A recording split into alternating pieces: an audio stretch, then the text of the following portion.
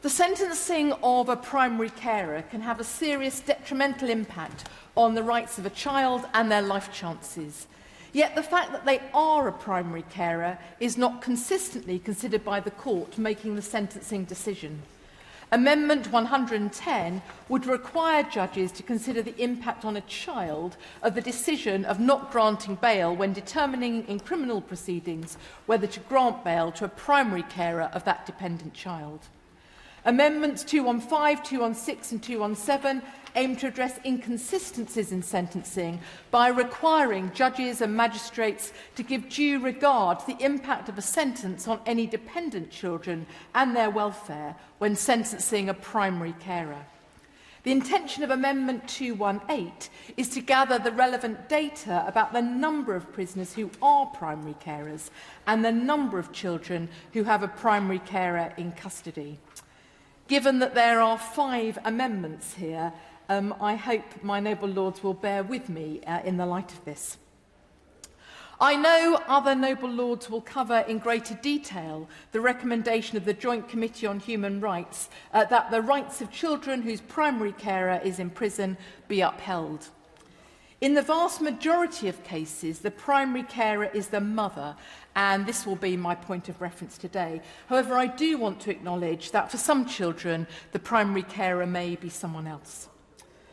My lords, my starting point with these amendments is not that primary carers, mothers in the most part, should never be sentenced to a custodial sentence, but is instead that we must find a way for the least harm to be caused as a consequence of sentencing. Custodial sentences for mothers punishes children, including the unborn, and that is not justice. I not only believe that every person is created precious and with unique potential, but also that we're created as people of relationship, and that perfect wholeness and harmony, shalom, is about everything in perfect interdependent relationship, humanity and all creation, and of course, I would add, rooted in God. If we want a criminal justice system which is about justice, safety, transformation and flourishing of individuals, communities and society, then we have to attend to the whole picture of relationship, the whole system, and indeed the long term.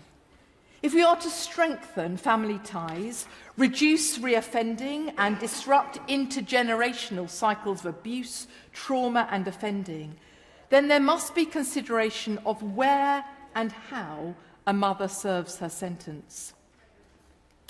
So often prison is not able to meet the rehabilitative needs of the people who are sent there, and will also not be about enabling the better safety of the public or indeed strengthening communities and society.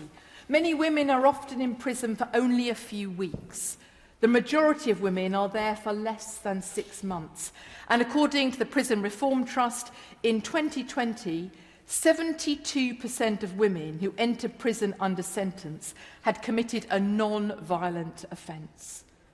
Alternative community-based provision must be available, well-funded and trusted by those making sentencing decisions.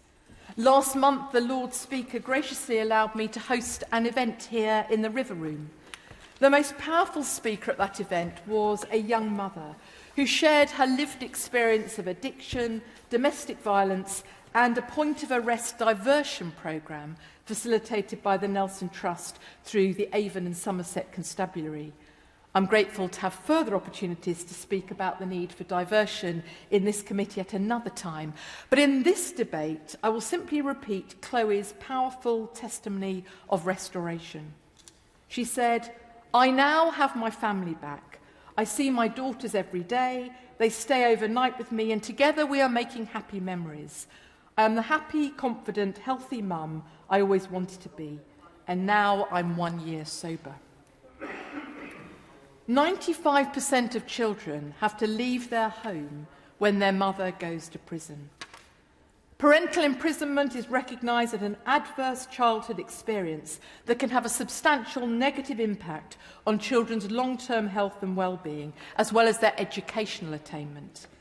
It can also seriously affect their life expectancy and the likelihood of going to prison themselves. According to Dr. Shona Minson, children suffer short, medium and long-term and lifelong harms from being deprived of their parent through imprisonment. These children and the impact on their lives is so often lurking in the shadows unseen, and the light needs to be shone there if we are to see the full picture and the consequences of our failings to uphold the right of the child within our criminal justice system. We also need to recognise that the impact on these children may not remain hidden in the long term. The intergenerational impact of imprisonment is well documented. Reportedly, 65% of boys with a convicted parent go on to offend themselves. And children of prisoners have twice the risk of antisocial behaviour compared to their peers. 3 weeks ago, I visited Adelaide House, the female-approved premises in Liverpool, and one of the women there recalls how her mother was in and out of prison.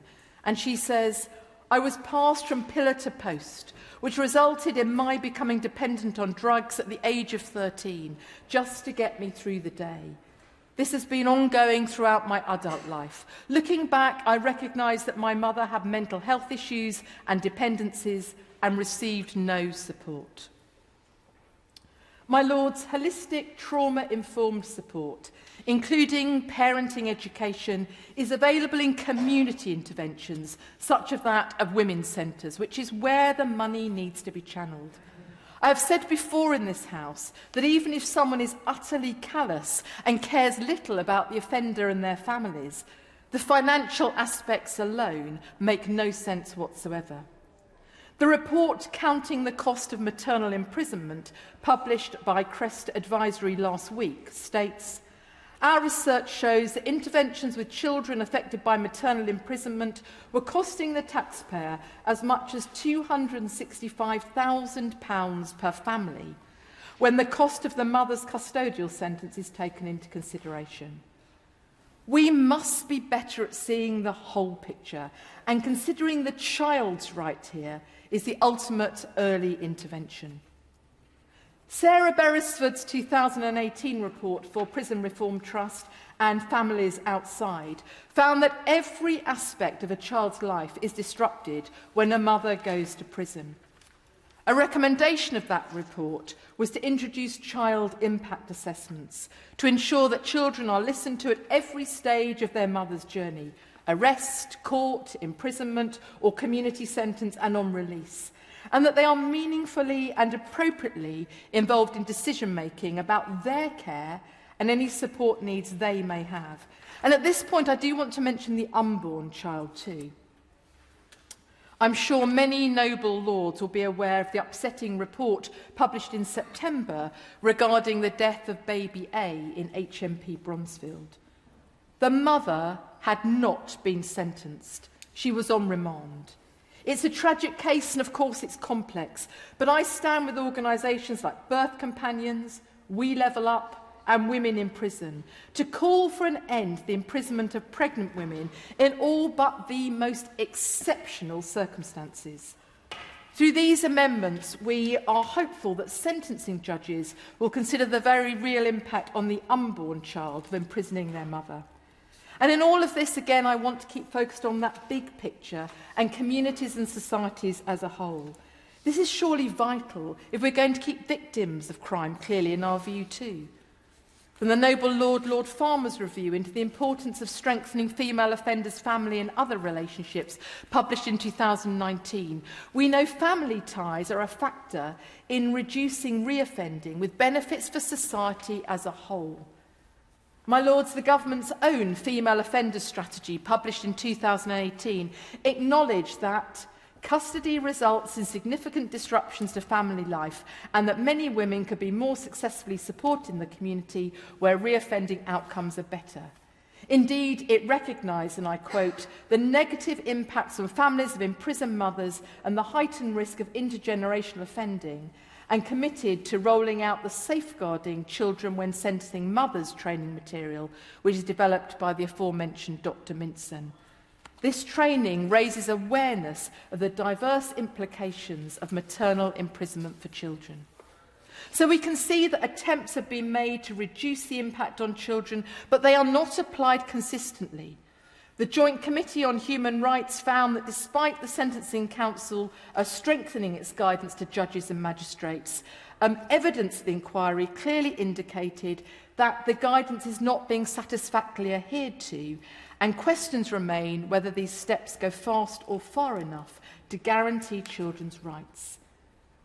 We need to know the full picture, and at present this is distinctly lacking. Joining up social services whose primary responsibility is the welfare of the child needs data. In 2019, Crest Advisory estimated that 17,000 children per year are affected by maternal imprisonment, but that's just an estimation. The government doesn't know the true figure. In response to my written question in December last year, inquiring how many women in prison are pregnant or are mothers with primary caring responsibilities, I was told, and I quote, "Pregnancy data is collected locally by individual prisons to ensure the appropriate support can be provided to women in our care. Currently, there is no central collection of this data." So there's local data, but no national picture. If we don't know where these pregnant mothers are, how can we adequately support them? I'm aware of the argument that prisoners may not wish to disclose that they are parents for fear of social services involvement, but there must be a solution to this. And I'm heartened that in the same reply to my written question, the government said they were considering how to monitor and publish this information. I'd be grateful for an update from the Minister in this regard. So in summing up, I want to reiterate that my view is not that primary carers should never be sentenced to a custodial sentence, but the government must use the timely opportunity provided by this bill to consider the big picture and to ensure that the rights of children and the impact on their lives is brought to the fore. Of course, doing that will also enable the government to make progress on their own ambitions to radically reduce the number of women in prison, included their own female offender strategy and their national concordat on women in the criminal justice system, as well as the recommendations of the Farmer Review on women. So, my Lords, I ask you to support these amendments, and I beg to move.